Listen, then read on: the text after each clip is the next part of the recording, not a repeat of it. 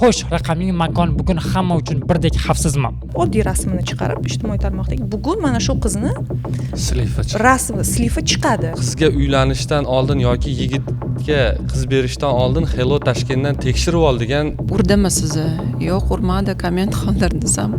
Shunga shunchami? Deepfake rasmlar qilib, mana shu rasmni hozir ota-onangga jo'nataman yoki universitetingda tarqataman deb. U rasm qayergadir borgunicha, sizga tushgunicha serverda qotadi. Ularni bloklash, cheklash, adminlarga nisbatan qonuniy jazo choralarini ko'rish ham mumkinmi? Agar O'zbekiston hududida sodir etilsa, istalganini topish imkoni bor. Onlayn zo'ravonlik tushunchasini qonunchilikka kiritish kerak. Mani rasmimni tarqatsachi deb ariza yozib berishga qo'rqqanlar bor. Kimdirlarga tips qilib qo'yayotgan bo'lishi mumkin, lekin baribir topilasizlar. Bu yoqqa qarab gapiraman. Qasd qilib qiladigan bo'lsa, 8 oygacha, kerak bo'lsa 1,5 yilgacha ketgan holatlarimiz ham bor.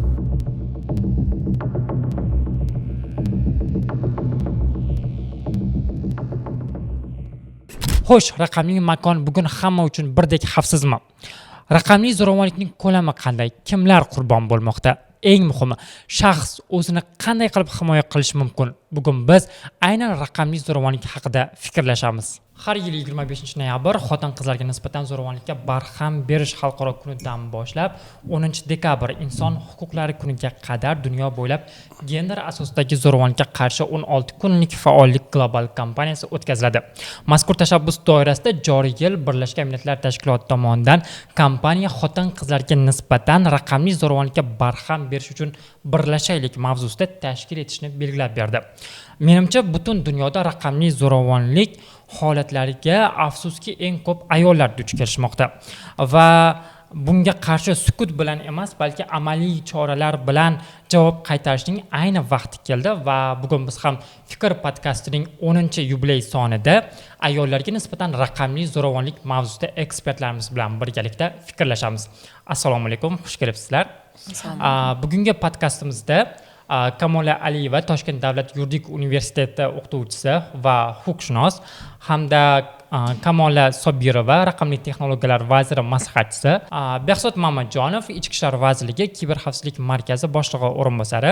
Internet tobora rivojlanayotgan zamonda barchamiz aynan mana shu Instagramda, Facebookda yashayapmiz, orzular qilyapmiz, bir-birimiz bilan tanishyapmiz. Afsuski internet maydoni ko'p hollarda zo'ravonlikning yangi shakllarini paydo qilishga ham sababchi bo'lmoqda.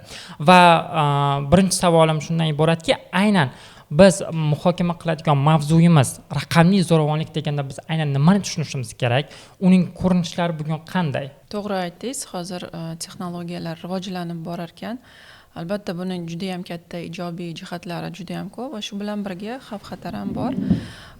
Endi raqamli zo'ravonlikka keladigan bo'lsak, bu nisbatan yangi shakl bo'lgani uchun aholi orasida bunga unchalik jiddiy qaralmaydi, lekin buni natijalari, buni asoratlari o'ta jiddiy. Shu sababdan o'zi raqamli zo'ravonlik nima? Bu o'sha ijtimoiy tarmoqlar orqali, messenjerlar va umuman raqamli vositalar orqali insonni hayotiga o'sha tahdid yoki bir hayotini yomon tarafga o'zgarishida sabab bo'ladigan o'sha uni shakllari ko'p aslida o'sha stalking deymiz, doxing deymiz, nimalari juda ham ko'p. Lekin bizda eng ko'p uchraydigani shu shantaj.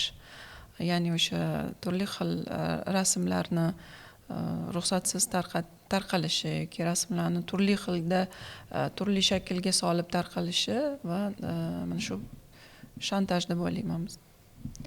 Raqamli texnologiyalar yordamida ayollarga nisbatan, qizlarga nisbatan zo'ravonlikni qanday ta'riflasa bo'ladi degan savolga ayollarga nisbatan ularni sha'ni, qadr-qimmatini yerga uruvchi, tahqirlovchi, haqoratlovchi yoki yolg'on ma'lumot tarqatuvchi turdagi va shu bilan birga shaxsga doir ma'lumotlarni ruxsatsiz tarqatish bilan tahdid qilish ko'rinishdagi va shunga o'xshash yana bir qator turlarni qo'shgan holda mana shu g'ayriqonuniy harakatlarni raqamli platformalar orqali amalga oshirish, ya'ni mana yuqorida aytib o'tilganidek ijtimoiy tarmoqlar, messenjerlar va umuman har qanaqa raqamli texnologiya yordamida amalga oshirish mumkin bo'lgan zo'ravonlik turi yoki jinoyat deb aytsak bo'ladi. Behzod aka, bugun aynan raqamli zo'ravonlikning eng ko'p uchraydigan shakllari qaysilari, ko'proq qanday murojaatlar bilan fuqarolar sizlarga murojaat qilishadi? Rahmat. Raqamli zo'ravonlik uni zo'ravonlik deb umumiy aytyapmiz. Bu yerda asosan bir tazyiq bilan boshlanadigan narsalar hammasi yuqorida ham aytib o'tildilar.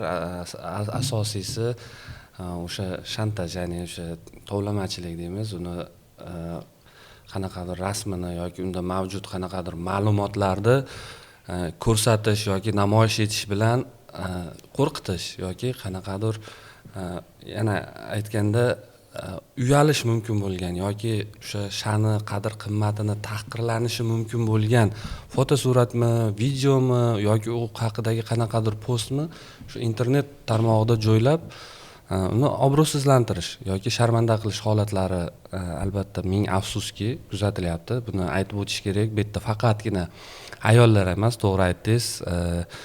Ko'proq qismi ayollar tashkil qilsa ham bu erkaklarga nisbatan ham sodir etiladi. Lekin to'g'ri, asosiy qismi ayollarga. Hozirgi kunda eng ko'p kuzatilyapti turgani qasd olish maqsadida, ya'ni kimdir kimdandir atkaz oladi yoki sevgisini izhor qilganda yoki oldin munosabatda bo'lgan qandaydir, un bilan keyinchalik munosabatda bo'lgan davrida unga xohlagan narsasini jo'natgan bo'lishi mumkin yoki so'zlarni jo'natgan bo'lishi mumkin. Haligi bizda screenshot degan narsa bor. Ovoladida keyinchalik ularda qanaqadir aloqasi birinchi olganda buni qanaqadir yomon ma'noda olmaydi. Lekin ikkinchi aloqa uzilgandan keyin ularga o'sha narsalarni ko'rsatgan holda shantaj qilish holatlari albatta mavjud. Bundan tashqari alohida firibgarlar guruhi ham mavjud. Ya'ni qizga o'sha sevib qolgandek bo'lib, o'ziga o'sha boshqa rasmni ko'rsatib yoki boshqa narsalar bilan qizni, ayol kishilarni aldab, keyinchalik ularni o'sha fotosuratlarini olishga erishadi. Birinchisida o'sha boshida qanaqadir bir maykada yoki oddiy bir futbolkada uch kiyimda tushgan rasmini olib, sekin-sekin qo'rqitish orqali o'sha hech kimga ko'rsatish mumkin bo'lmagan rasmlarni olishga erishgandan keyin ular o'zini firibgarlik harakatini boshlaydi. Yoki pul talab qiladi, yoki unga qanaqadir sovg'a chiqarib yubormoqchiman deydi, o'sha sovg'ani olib olish uchun kuryerga pul to'la.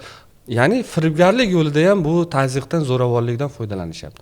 Hozirgi kunda asosiy kuzatilyapti turgan shu qasd olish va shu firibgarlik yo'lida.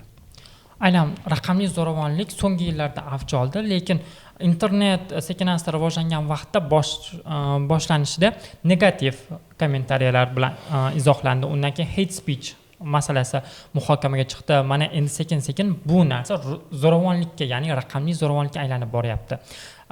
Va bugun bizning jamiyatimiz aynan raqamli zo'ravonlikka bo'lgan munosabat qanday? Ko'pchilik bizda o'z sha'nini, qadrini himoya qilib, aynan mana shunday ichki ishlar, huquqni muhofaza qiluvchi organlarga murojaat qiladigan bo'lsa, shu ham oddiy muammomi? Shunday bloklang yoki ignor qiling degan bir javobni qaytarishadigan holatlar ham bo'ladi va bizda afsuski raqamli zo'ravonlik jiddiy tus olmagan va endi sekin-sekin bu ham zo'ravonlikning og'ir shakli sifatida qaralmoqda. Aynan bugun jamiyatimiz raqamli zo'ravonlikni qanday qabul qilishmoqda va bu hodisa yetarlicha tan olinyaptimi? Mani kuzatuvlarimga ko'ra, umuman olganda raqamli zo'ravonlikni hozir raqamli zo'ravonlik ekanligini tushunish darajasi unaqa yuqori emas aholida. Chunki raqamli dunyoda shaxs bilan shaxs o'rtasidagi munosabat qanaqadir nima bo'ladi? Стирается, как будет на узбекском? Yo'q bo'lib ketadi-ku, o'chirib ketadi. Shaxs bilan shaxs o'rtasidagi munosabat yo'q bo'lib ketadi. Nimaga? Chunki bu qanaqadir chegaralarni o'chirib yuboradi va o'sha akkaunt orqasida o'tirgan har qanday shaxs xohlaganicha boshqa odamni haqorat qilishi, uni nomidan qanaqadir fake akkaunt ochib, uni sha'ni, qadr qimmati, obro'sizlantirishga qaratilgan o'sha harakatlarni amalga oshirishi mumkin. Lekin uni topish yoki uni bloklash bu har bir odamning o'zini qarori. Masalan, bloklash eng oson yo'l.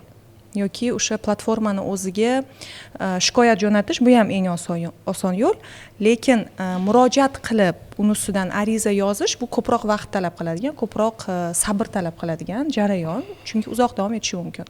Va har doim masalan fake account orqasida o'tirgan odamni topish imkoni bormi yo'qmi, odamlarda ishonch bunga yo'q. Menga masalan ayol huquqi botim bor.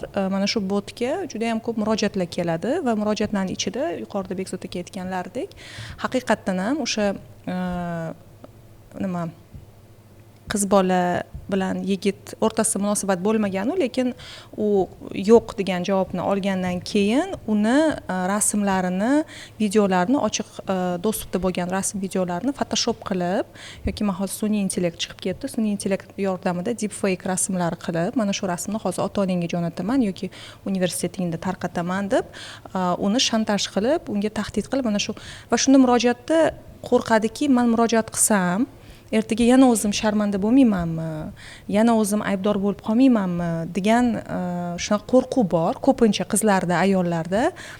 Murojaat qilib oxirigacha borganlarda ham hattoki masalan agar u ijtimoiy tarmoqda faol yoki qanaqadir ismi hamma biladigan odam bo'ladigan bo'lsa, u ham qayta o'sha hate speechga yoki haqoratlarga duch kelishi mumkin. Ya'ni afsuski xavflar yuqoriroq, chunki bizda o'zi umuman zo'ravonlik mavzusi, ayniqsa oiladagi yoki ayol qizlarga nisbatan zo'ravonlik mavzusi bir tabu mavzu bo'lganligi tufayli xuddi shu narsa raqamli zo'ravonlik bilan ham qaytarilyapti meni ko'rishimcha, va xuddi o'sha uyat, bekitish, ishonchsizlik kabi mana shunaqa holatlar bor va ba'zida esa blok qilib qutulsa bo'ladi degan oddiygina bir yechim deb qarashadi. Lekin aynan mana shu negativ kommentariy yozish yoki tahdid qilish orqali fake akkauntlar bilan to'xtovsiz ravishda ham kommentariy yozadiganlar va qo'rqitadigan odamlar ham bo'lishi mumkin. Aynan mana shunaqa vaqtda qanday chora topish mumkin? Bitta narsa aniq bilib olish kerak. Hate speech nima, haqorat nima? Hate speech ko'p holatlarda haqorat deb belgilanmasligi mumkin. Masalan, lingvistik ekspertiza o'tkaziladigan bo'lsa, u yerda to'g'ridan-to'g'ri haqorat so'zi bo'lmasa, uni haqorat deb lingvistik ekspertiza xulosasi bermaydi. Hate speech bu odamni qanaqadir sarkazm ko'rinishida bir nafsoniyatiga tegadigan-u, lekin to'g'ridan-to'g'ri haqorat deb belgilanmagan gap so'zlar. Bu odamni o'zini ruhiyatini stressga tushiradi. Odam shu o'zini ijtimoiy tarmoqdan chiqib ketishi mumkin, o'zini senzuralashni boshlashi mumkin, masalan, shu holatga olib keladi, ruhiyatga ta'sir qiladi. Lekin hate speech uchun javobgarlik bizda belgilanmagan. Buni faqat platformalar orqali siz kurashishingiz mumkin. Masalan, Instagramni o'zida ham report bosganingizda hate speech nima bu, nimaga report bosasan deganda, bu hate speech, nafrat nutqi deb belgilab report berib yuborsangiz bo'ladi. Agarda to'g'ridan-to'g'ri haqoratli so'zlar ishlatib, masalan siz reels oldingiz yoki rasm oldingiz, uni rasmda, videoda tagida siz ism familiyangizga qaratilgan, shaxsingizga qaratilgan haqoratli, sha'n, qadr, qimmatni yerga uruvchi so'zlar bo'lsa, ana o'shanda siz uni haqorat qilgan deb, ayniqsa ijtimoiy tarmoqda bo'lsa, bu jinoiy javobgarlikka asos bo'ladi. Haqorat deb siz ichki ishlarga murojaat qilishingiz mumkin bo'ladi. Shuni biz aniqlab olishimiz kerak. Kamol Shavkatovna, bugun ijtimoiy tarmoqlarda ayollar nega aynan onlayn makonda ko'proq nishonga aylanishadi? Va aynan ayolning aybi bor degan bir stereotiplar ham bizning jamiyatimizda afsuski bor va agarda mana shunday heytga yoki onlayn tahdidlarning qurboni bo'layotgan bo'lsa ham javobgarni emas, balki jabrlanuvchi bo'lgan ayolni ham ayblashadi ba'zilar. Aynan mana shu holatga qanday fikr bildira olasiz? To'g'ri, bu holatga menimcha osonlikcha fikr bildira olmayman, chunki o'zim bir necha yil avval aynan o'sha raqamli zo'ravonlik qurboni bo'lganman. O'sha aynan Facebook akkauntimda postnim tagiga meni sha'nimni yerga uradigan bir komment yozib qoldirilgan bir talaba bola. Endi aslida bilasizmi, men ham ish ko'p, o'zi nimada, men ham o'zimni diskomfortimni yo'qotmaslik uchun bloklab qo'ysam bo'lardi yoki o'sha kommentni skrit qilsam bo'lardi. Lekin bir o'ylab ko'ring, meni o'sha o'rnimda agar yoshgina qiz bo'lganda, u depressiya holatiga tushgan bo'lardi yoki mentalni nosog'lom bo'lsa, agar o'ziga ishonchi past bo'lsa, o'sha o'z faoliyatidan tushib qolishi mumkin edi.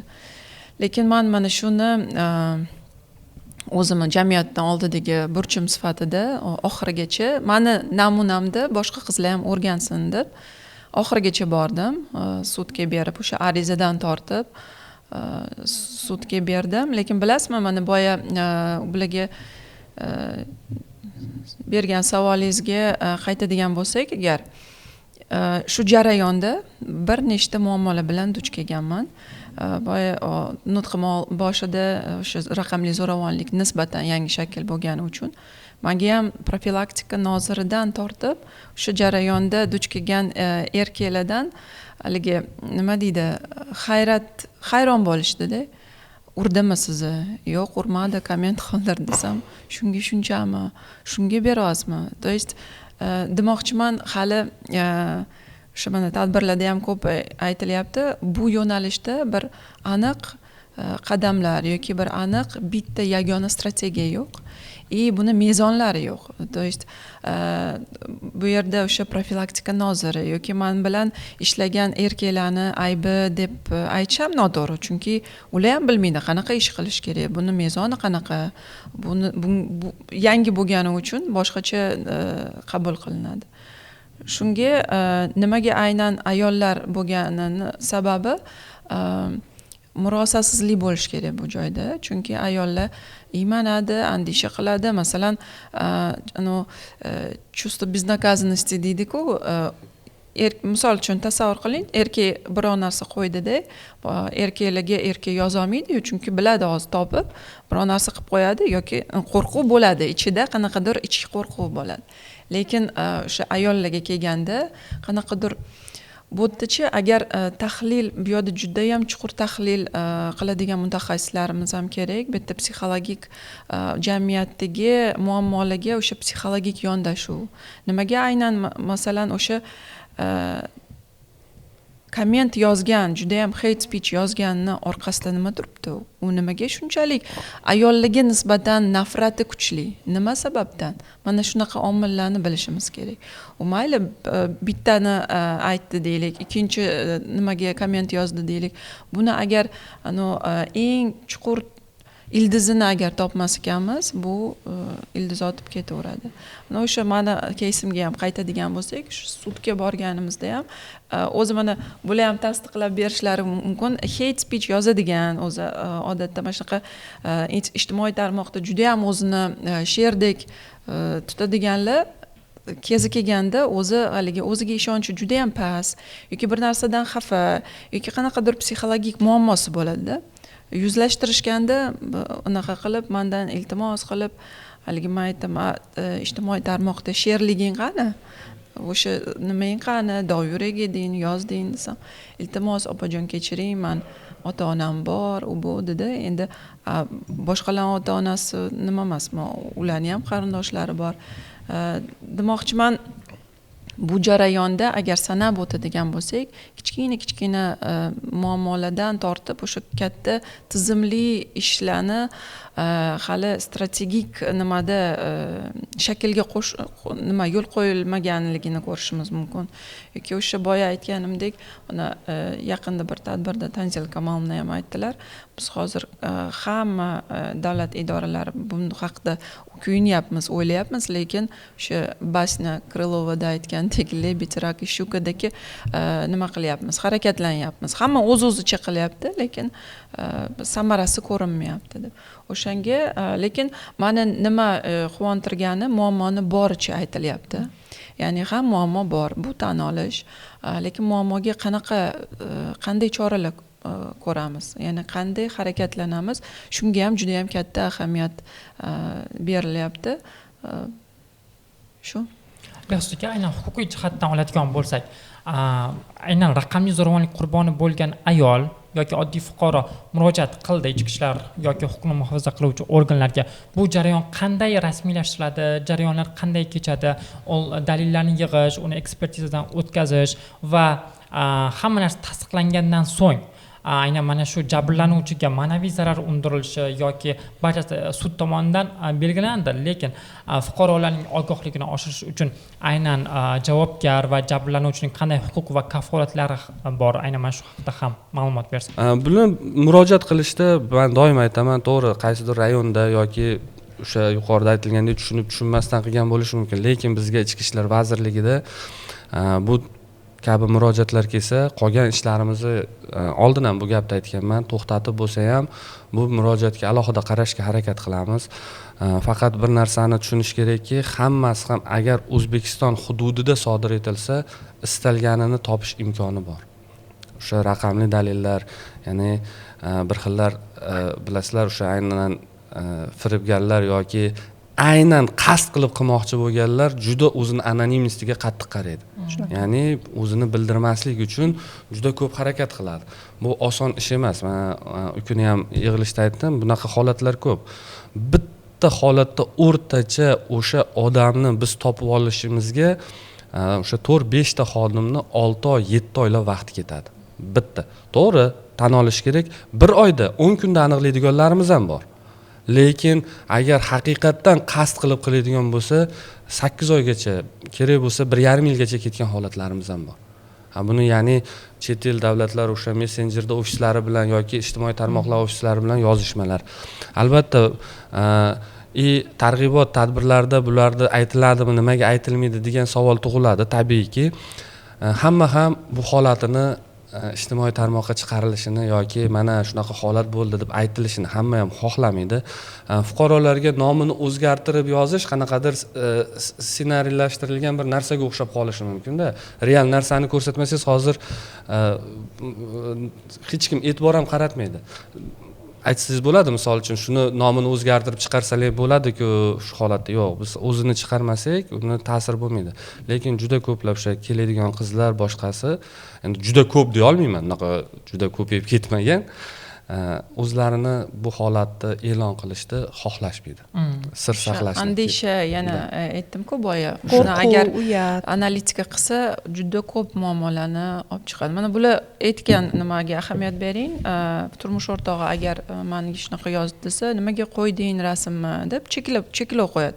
Bu ham noto'g'ri narsa. Yechim emas-da. Bu demak oilada o'sha partnyorlar, o'sha turmush o'rtoqlarining orasida kommunikatsiya yoki nima deydi, yoki bittasi tushunmaydi. Munosabatlarni nimaligi, yomonligidan dalolat beradi. Masalan, meni keysimda turmush o'rtog'im o'zlari menga aytganlar, yopib qo'ya qoling desam, yo'q, nimaga yopasan, davay, bu jinoyat qildi, bu javob berish kerak edi. Bu yerda nimaga bo'ldi, davay ishingni to'xtat yoki rasm nimaga qo'yasan degan umuman bunaqa nonsens narsa bo'lgani yo'q. Aytamanku, o'sha jamiyatni nimasi, jamiyatda mavjud bo'lgan bo'shliqlar bor. O'sha ma'lum bo'shliqlardan kelib chiqqan muammolar juda ham ko'p.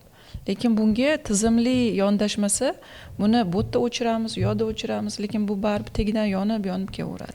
Qo'shimcha eng avvalo o'sha mana aytdingiz-ku, qizlarni aybdorsan deyshadi deb.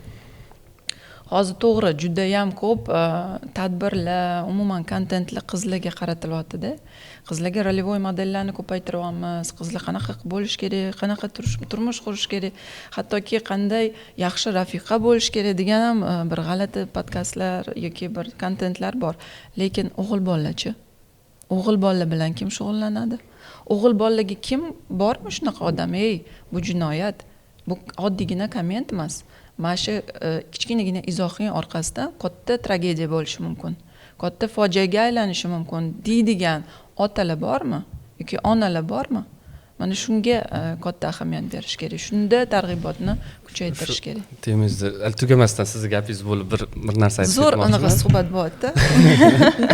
Aql perspektiva. Albatta bu biz shu darajaga olib borishimiz kerakki, mana biz demokratiya deymiz, so'z erkinligi dedik. Bu so'z erkinligi degani kim nimani chiqib xohlagancha gapirish degani emas-da. Bizni o'sha yuqorida aytgandek, ayol bo'ladimi, qiz bo'ladimi, er bo'ladimi, boshqa bo'ladimi, ularni ongiga yetkazib shu narsani yetkazib borishimiz kerak. Har bitta qilgan, har bitta yozgan narsang uchun javobgarlik bor. U huquqbuzarlik bu. Agar sen bitta jamiyatdagi tartib qoidani buzdingmi, bunga javobgarlik borligini qachonki biz albatta bunga bugun bilan bitta podkastimiz bilan buni oxiriga yetolmaymiz. Bunga yillar kerak. Kerak bo'lsa biz o'sha tug'ilgandan, hattoki bog'chaga bormagandan biz bu narsani singdirishni boshlashimiz kerak. Sababi hozir hech kim rad eta olmaydi bu gapimni, e'tiroz qila olmaydi. 1 yoshli bola ham gadjetdan foydalanyapti. To'g'ri. To'g'risida. Biz demak u foydalanyaptimi, o'sha davrdan уже boshlashimiz kerak. Bularga kallasiga, o'sha miyasiga quydirishdi. Har bir harakatni javobi bor. U internetda bo'ladimi yoki u yoqda bo'ladimi? Bunga albatta juda kattalar oddiy gigiyena sifatida qaralishi kerak. Raqamli gigiyena, raqamli savodxonlik, lekin aytmoqchi bitta narsani aytib ketmoqchi edim. Men o'zimda ham juda ham ko'p bunaqa holatlar bo'ladi. Xabaringiz bor, hate speechdan tortib haqoratgacha, hattoki dezinformatsiya tarqatish yoki misinformatsiya tarqatish, chunki meni yo'nalishim, mavzuyim gender tengligi, ayollar huquqlari, zo'ravonlik mavzulari. Men ham kiberxavfsizlik markaziga bir necha bora arizalar bilan murojaat qilganman, lekin yakuniga yetgani yo'q haligacha. Aytib qo'ymoqchiman shu orada. Haqoratlar borasida aynan shu kontent qo'yganimda albatta qanaqadir fake account yoki yuzi ochiq bo'lgan akkauntlardan haqoratli xabarlar keladi. Ba'zi birlarini, hammasini emas, bir 3 ta randomnisini tanlab, mana shularni juda ham nafsoniyatga tegadigan qilib yozganda murojaat qilib, unda raqamli dalillarni qanday yig'ganim haqida aytib ketmoqchiman. Avvalambor skrinshot qilish kerak.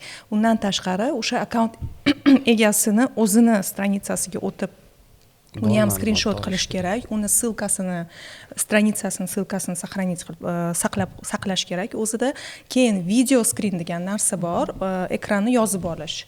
Aynan sizni mana shu akkaunt egasi sizni Reels yoki rasmingizni tagida shunaqa haqorat qoldirganini video screen qilib yozib olishingiz kerak bo'ladi. Bu narsalar juda ham muhim. Bu raqamli dalillar.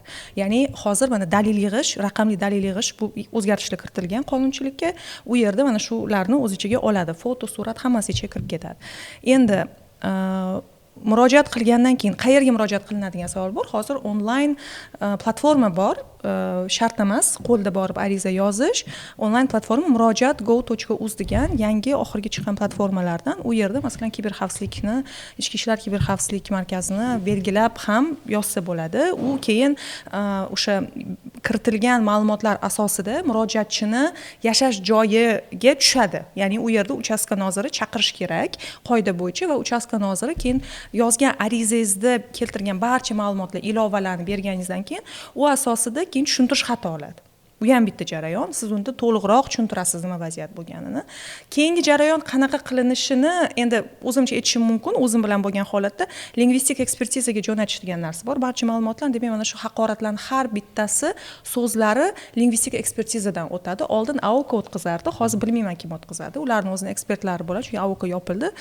Ularning ekspertlari mana shu so'zlar bo'yicha o'zining xulosasini beradi. Bundan keyin esa sudga oshish masalasi, ya'ni u topiladi, sudga oshish masalasi ko'riladi va keyin sudda jarayon keyin davom etadi. Ma'naviy zarar haqida gapiringiz. Ma'naviy zarar albatta jinoiy javobgarlik belgilangandan keyin ma'naviy zarar olsangiz bo'ladi degan ma'lumot beriladi, lekin u boshqa sudda ko'riladi. Bu fuqarolik sudiga murojaat qilish kerak. Masalan, o'sha haqorat qilgan shaxs onlayn platformada javobgarlikka tortildi deylik, jinoiy javobgarlik, katta o'ta shtraf bor. U sud qarorini olib, xuddi shu sud qarori bilan borib, ma'naviy zarar undirish uchun yoki masalan fuqarolik sudda ko'rish mumkin bo'lgan ikkinchi yana masala bor. Reputatsiyamni yerga urdi, sha'ni qadr qimmatni yerga urdi, fuqarolik nuqtai nazardan hal qilib ma'naviy zarar undirsa bo'ladi. Ya'ni bu protsedura uzoq protsedura, buning uchun juda katta sabr kerak, vaqt talab qiladi va mana Begzod aka yuqorida ham aytdilar, bitta anonim akkaunt egasini topishga 5-6 ta xodim va 5-6 oy vaqt ketadi yoki tezda topish mumkin bo'lsa, tezda topish nima? Uni yuzi ochiq bo'lgani, ism familiyasini qo'yganligi, endi hozir men kimdirlarga tips qilib qo'yayotgan bo'lishi mumkin, lekin baribir topilasizlar. Bu yoqqa qarab gapiraman. Har qanaqa holatda ham masaga aytishim mumkin. Fake account bo'ladimi? IP adresingiz farqi yo'q. 100% topiladi, chunki kiberxavfsizlik markazi juda ham yaxshi mutaxassislar ishlaydi. Shaxsan o'zim borib ko'rganman. Shuning uchun aytishim mumkin, izohlar bu qandaydir bir ummonga, internet ummoniga ketib qoladi. Har qanaqa chegarani yo'qligi mana shu himoya jazodan qutqarib qoladi degan qarash juda katta xato. Chunki hozirda raqamli texnologiyalar rivojlanishi bilan birga sun'iy intellektni integratsiya qilish orqali mana shunaqa haqoratli izohlarni topish, monitoring qilish, bu bo'yicha javobgarlik masalasini ko'rish hozir ayniqsa juda katta bir oldimizga qo'ygan maqsadlardan bittasi. Bu raqamli dalillar haqidagi savolingizga umumiyroq javob o'zimning tajribamdan kelib chiqqan holda. keyingi masala aytib o'tdingiz, ayollar, qizlar nimaga qo'rqadi, uyaladi yoki ularni o'zini ayblashadi. Bu xuddi shu offlayn makonda, real hayotda bo'ladigan zo'ravonlikni etilmasligi, uyalish, qo'rqishni onlayn makonga ko'chishi bir xil. Bu odamni dunyoqarash. Masalan, victim blaming deyiladi. Bu jabrlanuvchini o'zini ayblash. Ya'ni mana agar ayoliga haqorat yozilsa, eri bo'ldi, o'chir deb o'zini cheklab qo'yishdi. Shu masala. Bu nimadan? Bu birinchi navbatda odamlarda shunaqa qarash borki, victim blaming fenomenini agar psixologlarni tadqiqotlari asosida tushuntiradigan bo'lsam, bu odamlarda adolatli dunyoga, adolatli hayotga ishonish degan bir qanaqadir psixologik holat bo'lar ekan. Ya'ni yaxshi odam bilan yomon narsa bo'lmaydi degan ishonch. Agarda biror kishiga, biror ayolga farqi yo'q, zo'ravonlik unga nisbatan bo'ldimi yoki bir qandaydir jinoyat onlayn makonda bo'ldimi, demak o'zida ayb bor. Bir narsa uchun jazo olyapti, nimadir qilganki shunaqa jazo olyapti degan mana shunaqa g'oya o'rnashib qolar ekan. Bu nimaga bunaqa bo'ladi? Chunki odamlar murakkab narsalarni soddalashtirishga moyil. Ya'ni ularga qiyin, u xavfsizlikdan chiqib, u xavfsiz o'zini his qilmaydi. Agar u o'ylasa, yaxshi odam bilan ham, mana masalan, odam yomon ish qilmasa ham, hech narsa qilmasa ham yomon narsa bo'lib qolishi mumkin degan o'yni o'zi qo'rqinchli. Ya'ni bu degani xavfsizlik nuqtai nazaridan, mana farzandim ham demak xavfsiz emas. U bani maktabga borib kelyapti, internetdan foydalanyapti-da. Unga nisbatan deylik, agar voyaga yetmagan bo'lsa, bor grooming degan narsa bor, onlayn grooming. Uni ishonchga kirib, uni rasmlarini olib, uni keyin unga nisbatan jismoniy jinsiy zo'ravonlik sodir etish xavfi juda katta, bitta bu ham xavf-da onlayn makonda. Shunaqa bo'lib qolishi mumkin. Keyin u farzandim o'zi aybdor, internetdan foydalangan deya olmaydi-da. U demak yomon odam, o'sha jinoyat qilishga moyil bo'lgan, shunaqa maqsad qilgan, qasd qilmoqchi bo'lgan odam hech qanaqa chegarani bilmaydi. Har qanaqa holatda u jinoyat qilishi mumkin. Bizning odamlarda shunaqa faqat bizda emas, bu butun dunyoda bor, lekin bizda nimagadir kuchliroq namoyon bo'ladi va afsuski bu faqatgina oddiy odamlarda emas, balki xizmat ko'rsatuvchi, himoya qilishi kerak bo'lgan mas'ul tashkilot xodimlarida ham bor. Sababi ham oddiy, chunki biz hammamiz mana shu jamiyatning a'zosimiz. Shu jamiyatda katta bo'lganmiz, tarbiya ko'rganmiz, shu qadriyatlar bilan o'sganmiz va bizda mana shu fikr qotib qolgan va biz uchun bu hayot haqiqatiga aylanib bo'lganda, endi buni hozir ko'proq targ'ibotlar bilan biz yetkazishimiz mumkin. Ya'ni aytmoqchi bo'lgan masalam, bu endi sal ilmiyroq tushuntirib berish, oddiyroq tushuntirib berganim ilmiy masalani. Nimaga shu sabab? Va murojaat qilmaslik, ayollar, qizlar judayam beshafqat jazolanadi bizning jamiyatda. Har qanaqa arzimagan holat uchun ham judayam og'ir jazolanadi. Ijtimoiy tarmoqdan, masalan, ijtimoiy tarmoqda onlayn zo'ravonlikka uchrasa, nima ijtimoiy tarmoqdan foydalan? Kerak emasda foydalanish, o'zi balo chiqdi ijtimoiy tarmoq chiqib deydi. Telefondan foydalanish kerak emas. O'zi foiz nuqtai nazaridan ham O'zbekistondan 30 million aholi foydalanadi deysiz-ku.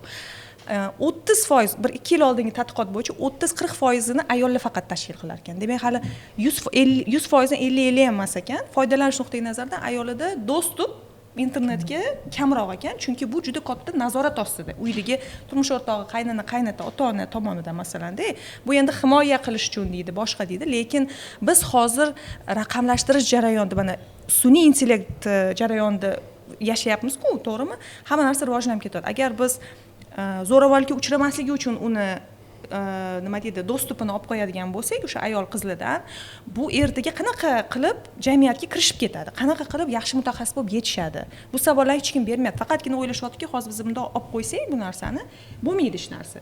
Yo'q, garantiya yo'q bu narsaga. Kafolat yo'q, baribir bo'lishi mumkin. Shu oldingi nimada ham aytganimizni ko'p aytamiz. Bloklash bu chora emas. Chora emas, bu yechim emas. Chora emas. Bu vaqtincha isitmani tushirish uchun berilayotgan vaqtincha juda ham bir samarasiz vosita. Keyin mana bilim haqida gapirildi. Mana 3 ta prizmadan qaraydigan bo'lsak, xabardorlikni oshirish, ta'lim berish, birinchisi, eng asosiysi yoshlikdan boshlanadi, butun umr davom etadi bu masalada. Ikkinchi masala qonunlar. Bizning qonunchiligimizda juda ham ko'p bo'shliqlar bor. Aynan raqamli zo'ravonlik, ayollarga nisbatan zo'ravonlik bo'yicha va bizda qonunchilikda ayol erkak deb qaramaydi, shaxs deb qaraydi. Bu gender blind deyiladi, ya'ni gender ko'r qonunlar, shaxs deyiladi shunchaki, ammo disproporsional ravishda ayol qizlarga ko'proq bo'lganligi bu tahlil jarayonida aniqlanishi mumkin. Uchinchi masala qonunlarning ijrosi.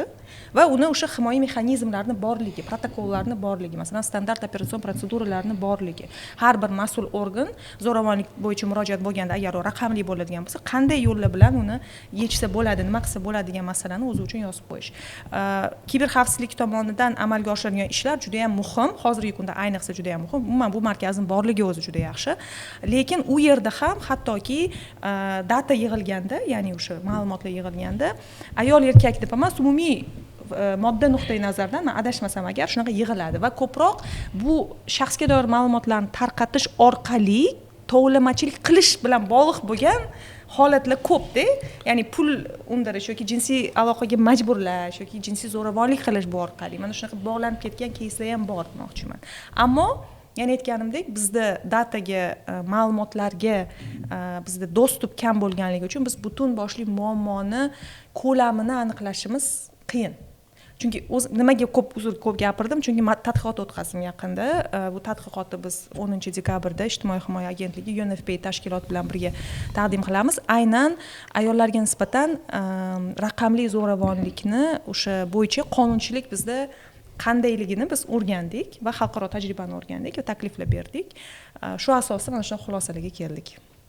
Aynan bundan 2-3 yil avval ijtimoiy tarmoqlardagi shaxslarning fotosuratlarini skrinshot qilib, alohida Telegram kanaliga joylashtirib va buni o'chirtirish evaziga ulardan pul talab qilgan holatlar ham aniqlangan va buni kiber xavfsizlik markazi tomonidan aynan mana shu kanalning adminlari ham ushlanib javobgarlikka tortilgan.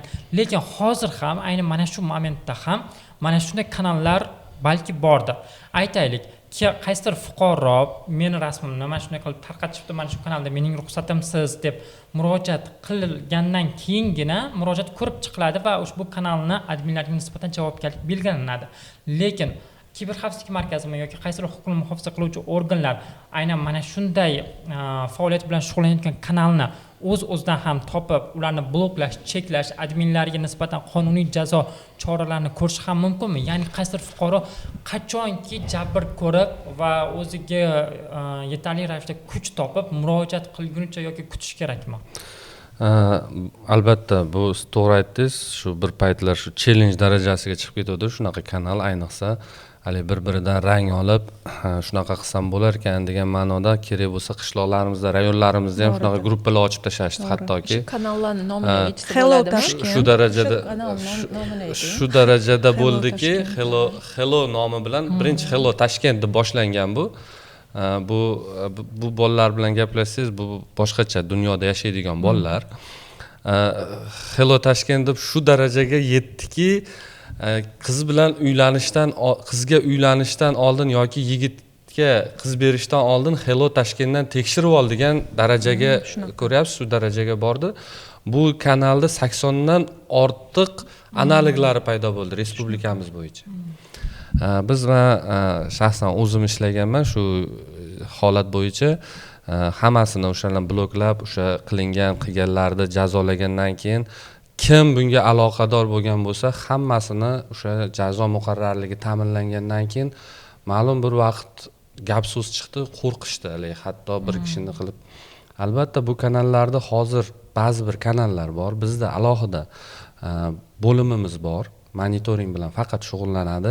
Aynan internet makonidagi noqonuniy holatlar, u faqatgina zo'ravonlik bilan bog'liq emas, hamma noqonuniy holatlarda monitoring qilib, to'g'ri, biz hammasini o'zimizni kuchimiz yetmaydi har bittasi bilan ishlashga, tegishlik yo'nalishlarga tarqatib beriladi.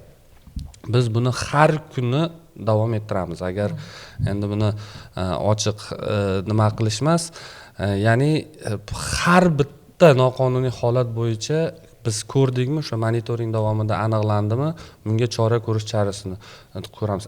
Aynan o'sha Hello Toshkent bo'yicha ham birinchi biz ishni boshlaganda hech qanaqa ariza bo'lmagan.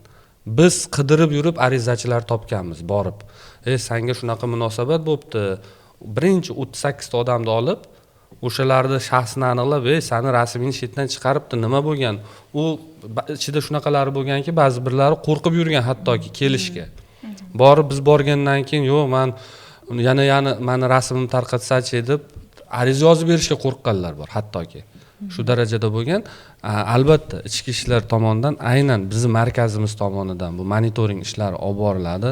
Erta faqat zo'ravonlik emas, yana aytaman, boshqa haqorat bo'ladimi yoki o'sha taqiqlangan narsalarning savdosi bo'ladimi yoki mualliflik huquqi bo'ladimi, hammasini qilib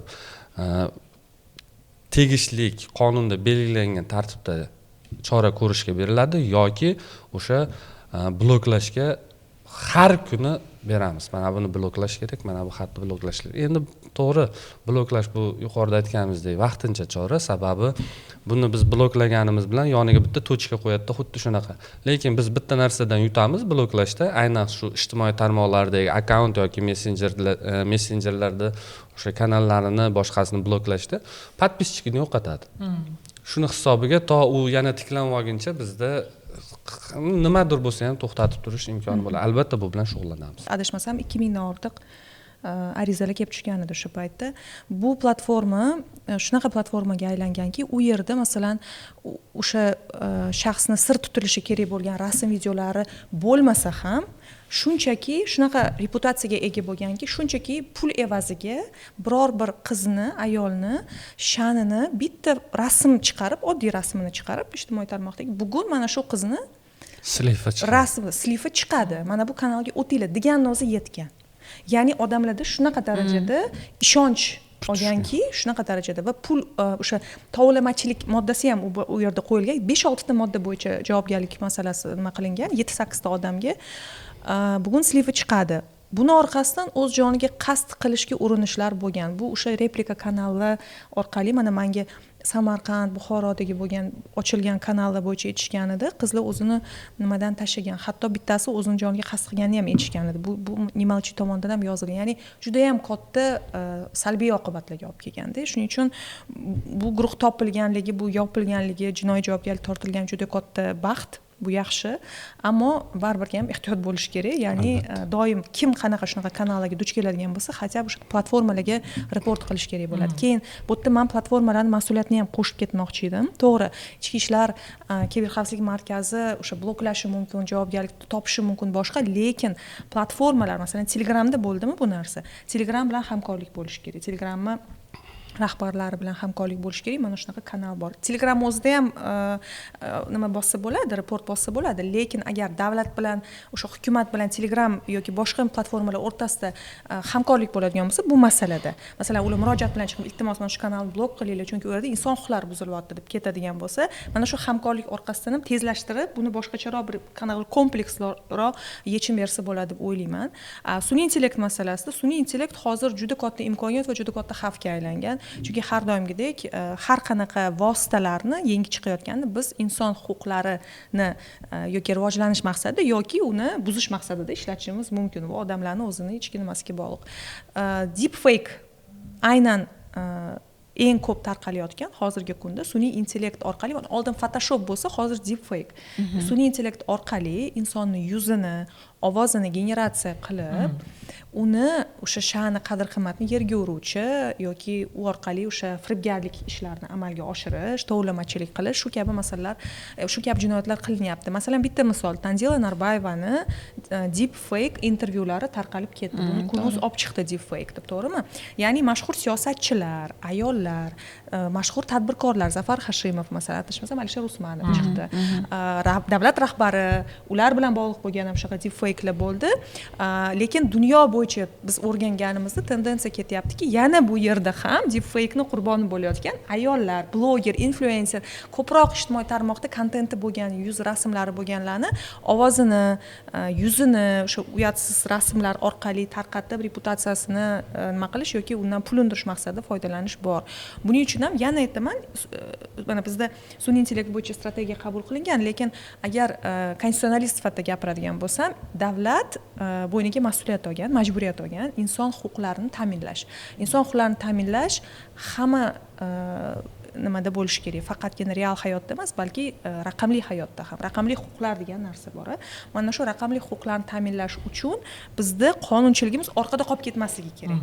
Va faqat qonunchilik bilan buni hal qilib bo'lmaydi. Buni o'sha platformalar bilan hamkorlik, mas'uliyatini oshirish orqali ham qilsa bo'ladi. Men qolib ketibdi. Albatta o'sha siz aytdingiz, yopiq kanallarni nima qilasizlar? Bundan tashqari aytilgandek yopiq kanallar bor. Ya'ni pul berib kiradigan kanallar bor. Ya'ni boshqa qaysidir ochiq kanalda reklamasini qiladida, keyin yopiq kanalga o'tishni so'raydi. Aytga, siz ariza podpisatsiya bossangiz ham kirishingiz 50-50. Agar sizga yoqmasa ular kirgizmasligi mumkin. Ular sizni o'rganadi. O'rganib keyin kiradi. Bunda yopiq kanallar yo'q emas, bor. Albatta, bunaqa kanallar ham bor. Faqatgina maqsadi shu pul ishlash. Aynan mana shu raqamli zo'ravonlikda ko'rganimiz hammasi bir xil moddalar bilan malaklanadi. Lekin asli raqamli zo'ravonlikning turlari ko'p va ularning oqibatlari ham turlarga qarab og'irroq bo'lishi mumkin. Aynan mana shu qonunchilikda huquqiy jihatdan yana qanday takomillashtirish kerak deb o'ylaysiz? Avvalambor endi biz takliflarimizni berganmiz. Birinchidan onlayn zo'ravonlik tushunchasini qonunchilikka kiritish kerak. Bu tushuncha bizda belgilanmagan hali ham. Tushuncha bo'lgandan keyin keyingi etapga o'tish mumkin bo'ladi. Bizda tarqoq holda kodekslarda belgilangan. Boshqa moddalar bilan javobgar qilamiz. Ya'ni boshqa modda, masalan, Jinoyat kodeksida bir qator moddalar bor. Masalan, tuhmat, haqoratni internet platformasida qiladigan bo'lsa, javobgarlik belgilangan. Ayniqsa aytib o'tilgan tuhmat, haqorat. Keyingisi 165 tovlamachilik. Tovlamachilik bor. Tovlamachilik ham buning ichiga kirib ketadi. Undan tashqari 141 prim 3 bor. Bu o'sha moddasi insonni sir tutilishi kerak bo'lgan rasm videolarni tarqatish, bu javobgarlik belgilangan. Yolg'on ma'lumot tarqatish ham bor, adashmasam. Ko'p emas. Ya'ni bitta va shaxsga doir ma'lumotlarni tarqatish bor. Shaxsga doir ma'lumotlar bu alohida qonun bilan belgilangan, ichiga nimalar kirishi va uni tarqatganlik uchun ham javobgarlik belgilangan Jinoyat kodeksida. Ammo buni o'zi yetarli emas. Ya'ni bu juda kam, tor doirada. Kiberbullying bor. Kiberbullying degan o'zi shunaqa turdagi zo'ravonlik turi bor onlayn makonda. Kiberbullying degani travля ruschasiga aytganda, o'zbekchasiga bilmayman qanaqa aytsa bo'ladi buni. Bu bitta shaxsga qaratilgan bir guruh shaxslar tomonidan doimiy muntazam ravishda uni sha'ni, qadr-qimmati nima qilish, yerga urish, huquqlariga qarshi haqoratlar tarqatish, bu bo'lishi mumkin birlashib qilish. Mana xuddi maktablarda bullying bo'ladi-ku, sinflarda deylik. Va buni birlashmagan holda shunchaki masalan mashhur odam bo'ladigan bo'lsa, onlayn tarmoqda nima bo'ladigan bo'lsa, birlashmagan holda, tarqoq holda, ammo targeted deydi-ku, o'sha target qilib uni bullying qilish. Endi mana bunaqa narsada qo'shimcha qilib o'tib ketmoqchiman. Nisbatan yangi narsalar kirib ketganda o'sha keyslarni chuqur tahlil qilib, o'rganib, o'shanga qarab moddalarni ham murakkabroq qilish kerak edi. Mana biz endi tan olishimiz kerak, колесо изобретать не нужно deydi-yu, уже haligi xorijiy chet el boshqa davlatlarda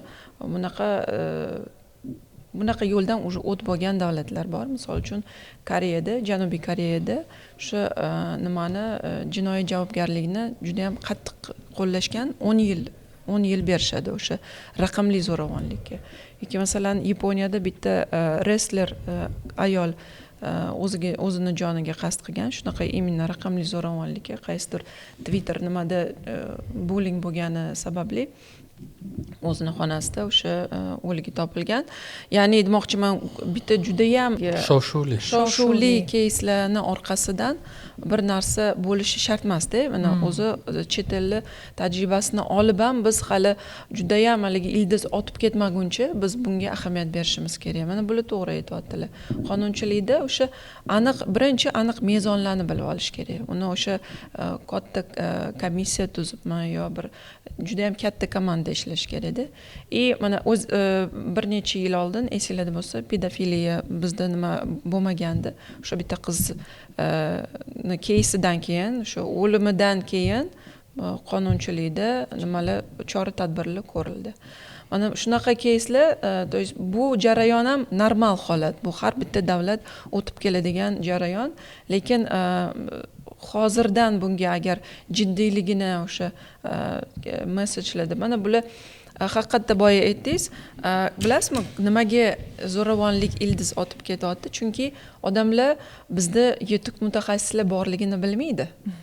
Bizda juda ham nima professional mutaxassislar bor bular sohasida umuman haligi haqiqatdan spetslar ko'pda и jazoga то есть jinoyatga jazo muqarrarligini bilish kerak odamlar shuni bilishmaydi o'ylaydi o'sha nima dunyoqarashini o'zgartirish kerak kichkinagina izoh deb o'ylaydi shuning uchun ham ko'payib ketadi manga izoh haqoratlab yozgan masalan 2-3 odamdan bittasi menga yana qayta aloqaga chiqdi ya'ni men o'sha ariza yozgandan keyin u boshqa viloyatda ekan uni onasi uni o'zi mani instagramimga to'xtamasdan yozishdi kechirim so'rab uzr biz xato qilib qo'ydik va hokazo deb men endi reaksiya berganim yo'q men oxirigacha boraman dedim ikkinchi masala o'sha kechirib yuborish borda o'rtada rahm qilib bu narsa ko'p bizda endi mayli kechira qoling masalan menga onasi yalindi-ku kechira qoling men qo'ydim bu narsalarni aytibman kechirmayman agarda o'sha inson o'zini oilasida yetarlicha tarbiya olmagan bo'lsa boshqa insonni bemalol sha'ni qadr qimmatni yerga urib haqoratlashi o'zi uchun norma deb biladigan bo'lsa demak tarbiyani qonun berish kerak davlat berish kerak ya'ni bunaqa yo'l bilan shuning uchun juda ham muhim bitta narsa bu infantillik deyiladi yosh bolaga o'xshab ani bolali rivojlanmagan bolaga tushunmaydi mas'uliyat qilgan harakati uchun hamma mas'uliyat olish kerak u mani haqoratlagan yigit yoshi bir 19-20 deydi adashmasam 18 yosh bizga voyaga yetganlik bo'ldi u yog'iga javobgarlik masalasi bu qonun bo'yicha nima xato nima zo'r jinoyat qildingmi javobini olasan degan ma'noda lekin jazo muqarrarligini ta'minlash uchun o'sha protsedura ariza yoziladi u odam topiladi sudgacha bo'lgan jarayon sudgacha bo'lgan mana sizda ham kechiring deb ota ona boshqa qo'shiladi-ku o'sha payt nimani o'ylaganding degan savol tug'iladi ya'ni demak qilgan harakati uchun javobgarlikni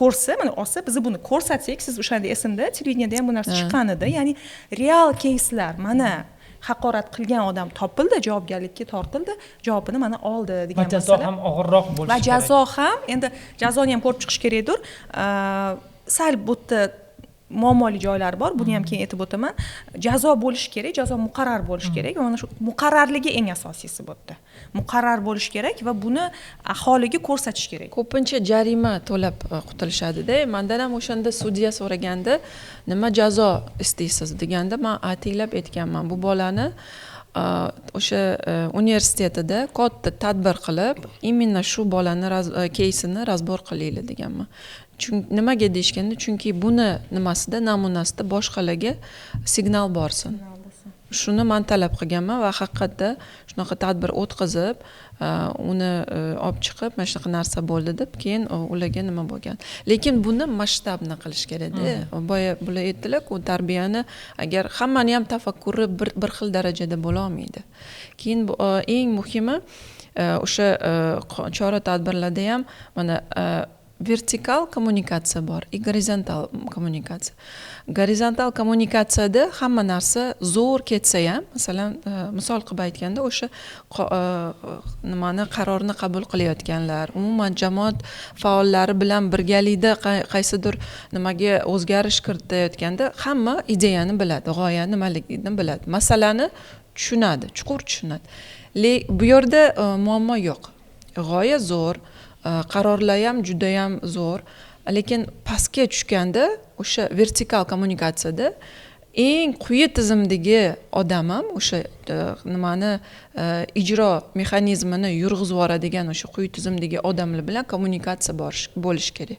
ya'ni tepadagi odamlarni darajasi ularni bilimi boshqa-yu pastdagilarga albatta yetkazish kerak u uchun treninglarni tashkillashtirish kerak nima uchun biz o'zi bu masalani ko'taryapmiz bu 1 2 3 qilib uni judayam masalani jiddiyligini tushuntirib berish kerak oxiri oqibati mana juda ham yomon bo'lishi mumkin farzand yo'qolishi mumkin kimdir o'zini tashlashi mumkin yoki o'zini joniga qanaqadir suiqasd qilishi mumkin oila ajrashib ketishi mumkin hattoki bilasizmi shunaqa tadqiqotlarga asoslangan ma'lumotlar bor boya o'sha deep fake dedingiz o'sha narsa yolg'onligi isbotlangan taqdirda ham oila a'zolarida ishonchsizlik yo'qolgan keyslar bor shubha bor o'sha isbotlab bergan keyslar bor yo'q bu men emas bu bunaqa qilingan deganda ham baribir shubha qoladi shuni zararini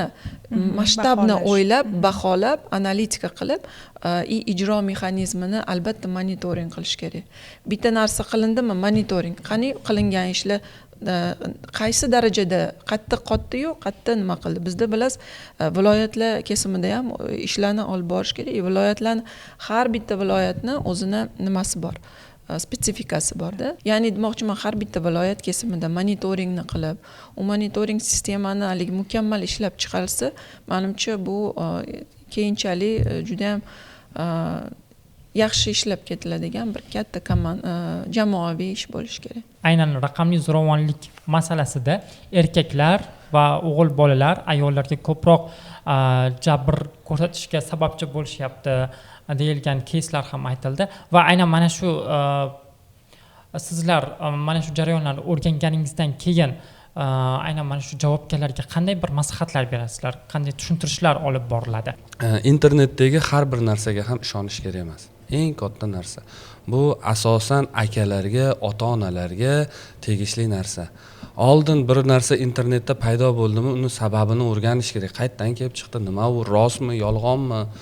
Buni demak shunaqa texnologiyada shunaqa imkoniyatlar borligini, boshqa narsani tasodifan telefondan bu narsani o'zi kimgadir tashlab bermagan bo'lsa ham telefondan o'g'irlab olish mumkinligini, bu ma'lumotlarni har bir odam bu narsani tushunib yetish kerak. Nimaga qo'yildi bu material? Uchta savol bor. Kim qo'ydi? Nimaga qo'ydi? Maqsadi nima? degan narsaga o'ziga javob bersa, to'g'rimi, noto'g'ri degan narsaga javob bersa, ertaga aytadi, yo'q, to'xta. Bu demak buni telefonda avvalambor telefonga unaqa fotosuratlarga rasmga tushish kerak emas. Birinchi navbatda telefonda bunaqa fotosuratlar rasmini saqlash kerak emas haligi, ya'ni hech kimga ko'rsatish mumkin bo'lmagan narsalarni. Internetdagi narsalarni ishonishdan oldin uni tekshirib ko'rish kerak. Men sizlarga aytaman, internetda hamma narsa ham to'g'ri emas. Kimgadir qanaqadir bir narsani ko'zlab, nimadir maqsadni qilish maqsadida tashalgan narsalar. Keyingisi shu bu endi aytdim, bir kunda bugun bitta podkastimiz bilan hal bo'lsa edi, qaniydi bitta programma yozardik desa. Mayli, bu ham boshlanishida. Skript turib bo'lmaydi, yo'q, boshladik. Buni oxiriga yetib hammamiz birga kompleks ishlashimiz kerak. Kompleks ishlab qonunchilik ham bor bu yerda, ta'lim tizimida ham yoki o'sha raqam hamma tizimda bir xil ish olib ketsagina buni sekin-sekin albatta natijaga 1 yil yoki 6 oyda erishmaymiz. Lekin 5 yil, 6 yildan keyin o'zi ancha o'zgarish bo'ladi. Aholini intellektual darajasi yuqorilarkan, bu narsalar o'zidan o'zi kamayib ketadigan narsa. Keyin bular boy aytdilar-ku, unaqa rasmlarga tushmanglar avvalambor dedilar. Men qo'shimcha qilib aytmoqchiman, boy gigiyena dedik. Ko'pchilik o'zi mana ota-onani mas'uliyati bor-da, farzandiga telefon berdingmi, bu potensial riskga o'xshab qarash kerak. Bu shaxsiy mulk emas, yo bir bu shaxsiy maydoncha emas. Internetni nimaligini tushuntirish kerak. Yoki mana bolalar bittagina knopkani bosib, rasmni boshqa telefonga borgunicha jarayonni ochiq tushuntirib berish kerak. Buni nafaqat bolalar, balki yosh kattalar ham bilishmaydi. U rasm qayergadir borgunicha, sizga tushgunicha serverda qotadi. Serverga tushadi, keyin serverdan keyin o'tga boradi. Ya'ni agar kerak bo'lsa, u rasmni qayta tiklash mumkin-da. Shu gigiyena misolida shu narsani bolalarga uqtirish kerak. Sani qo'lingdagi rasm bormi, boshqa video bormi, potensialni risk bor. Ertaga o'zingga shu narsa o'zingga qarshi o'ynashi mumkin.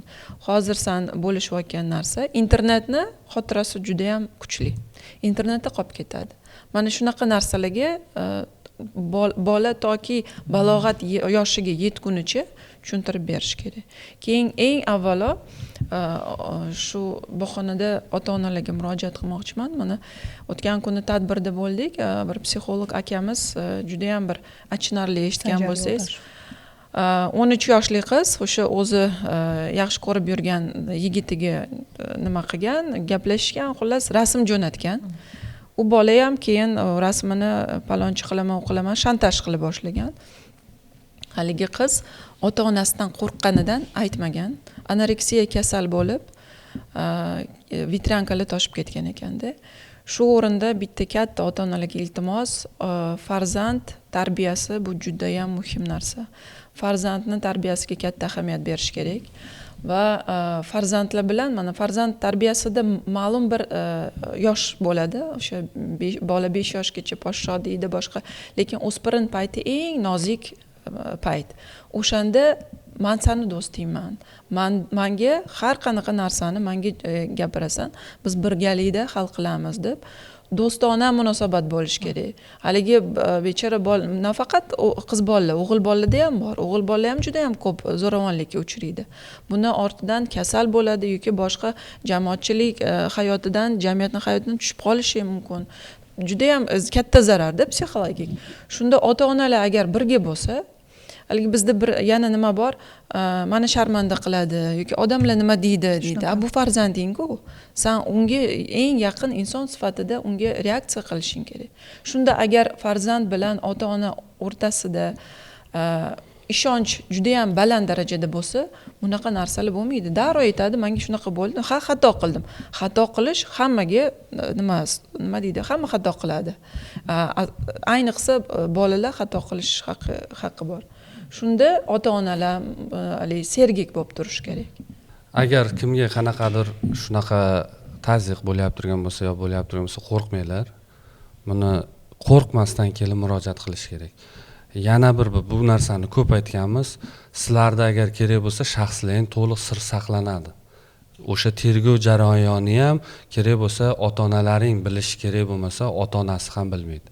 Bu nafaqat yoshlarga, yosh katta bo'ladimi, oilalik odamlar bu narsaga uchrab qolishi mumkin. Bemalol kelib murojaat qilishlari mumkin.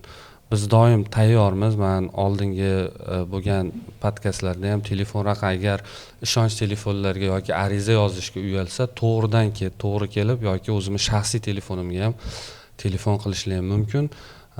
Qo'limizdan kelgan hamma harakatni qilamiz. Sizga oxirgi savolim. Ayollar o'zini onlayn makonda aynan mana shunday xavflardan qanday himoya qilishi mumkin? Raqamli gigiyena haqida gapirdik. Avvalambor o'zini shaxsiy ma'lumotlarini saqlash va kim bilan bo'lishayotganini bilish, iloji boricha qanchalik ishonchli odam ekanligini va agarda mana shunaqa holatlar bo'ladigan bo'lsa, biz yuqorida aytib o'tgan kiberzo'ravonlik turlari bo'ladigan bo'lsa, murojaat qilishdan qo'rqmaslik. Avvalambor raqamli dalillarni yig'ish, shu boshda aytib o'tdim qanday yig'ish mumkinligini, va ichki ishlar organlariga, prokuratura organlariga murojaat qilish va shu bilan birga psixologik yordam olish ham juda muhim bu holatda, chunki bu ruhiy azob beradigan holat va turli hammani psixikasi har xil oqibatlarga olib kelishi mumkin. Buni oldini olish uchun bizda davlat tomonidan inson markazlari bor. Har bir hududda inson markazlarida bepul psixologlar bor yoki nodavlat notijorat tashkilotlar bor hududlar bo'yicha. Ularni topib, u yerdagi psixologlardan bepul maslahatlar olsa bo'ladi va Nimalchi sukut saqlama loyihasi bor, ommaviy axborot vositasi. U yerda ham botlar bor, bepul psixologlar uchun psixologlar bor, boti bor va huquqiy yordam beruvchi botlar bor. Mana shu holatlarda murojaat qilib yordam olsa bo'ladi va eng asosiysi raqamli savodxonlikni oshirish. Ya'ni hozir qanday turdagi onlayn makonda xavflar borligini, qanday turdagi zo'ravonliklar borligini bilish va o'sha o'zini shaxsiy ma'lumotlarini bo'lishayotganda, kimga qaysi tashkilotga berganda ham buni himoyalash masalalarini ham ko'rib chiqish. Bitta misol sifatida aytib o'tmoqchiman. Masalan, shaxsga doir ma'lumotlarni biz uchinchi shaxslarga berganda yoki bir tashkilotlarga berganda, ishga kirishda yoki o'qishga kirishda o'sha tashkilot mas'uliyati bor. Mana shu shaxsiy ma'lumotlarni himoyalash uchun. Agar bu himoyani amalga oshira olmasa, u tashkilotdan yoki mansabdor shaxs alohida javobgarlikka ham tortilishi mumkin. Bu masala bor. Buni ham unutmaslik kerak. Keyin yana bitta masala, hozir mana o'spirin yoshdagi bolalar haqida gapirildi. Mana biz Mass Media fondi bilan u payt AOK bor edi. Metadan kelgan mutaxassislar bilan uchrashgan edik. Meta ya'ni o'sha Facebook, Instagram bo'yicha mutaxassislar va aynan Markaziy Osiyo uchun javob beradigan mutaxassislar kelgan edi. Shunda biz savol berganmiz. Masalan, biz platformalarga to'g'ridan to'g'ri o'sha report qiladigan bo'lsak, sizlar bizni tilni qanchalik darajada sizlarda mutaxassislar bor, mana shu o'zbek tilini o'qib, shuni haqiqatan hate speech yoki zo'ravonlik bo'layotganini aniqlaydigansiz, sizlar bizga qancha ko'p report jo'natsanglar, bizni bazamiz shunchalik rivojlanadi va biz o'sha so'zlarni aniqlashda qiynalmaymiz degan javobni olgan edim. Bolalar masalasida ularda o'zini alohida policisi bor, siyosati bor, ya'ni 13 yoshgacha mumkin emas o'zi aslida sahifa ochish, lekin ochilsa ota-onani kontroli degan narsa bor, parent control. Lekin bu ota-onani kontroli albatta shaxsiy chegaralarni buzmagan holda, ya'ni o'sha muloqot, do'stona munosabat, o'zaro shu bir-biriga ishonch, ayniqsa bolani ota-onasiga ishonishi, ota-onani bag'ri keng bo'lib, ko'ngli kengroq bo'lib eshitishi va o'sha tegishli bilimlarni berishi, o'zini himoya qilish nuqtai nazaridan. Va agar biror bir holat bo'ladigan bo'lsa, albatta birinchi bo'lib yaqinlariga, ota-onasi, aka-ukalari, maktab o'qituvchisi, psixologlarga aytishdan qo'rqmaslik. Albatta buni aytgandan keyin уже keyingi masala ularda reaksiya protokollari bo'lishi kerak. Qanday reaksiya qilish, zarar berib qo'ymaslik, yordam berish nuqtai nazaridan.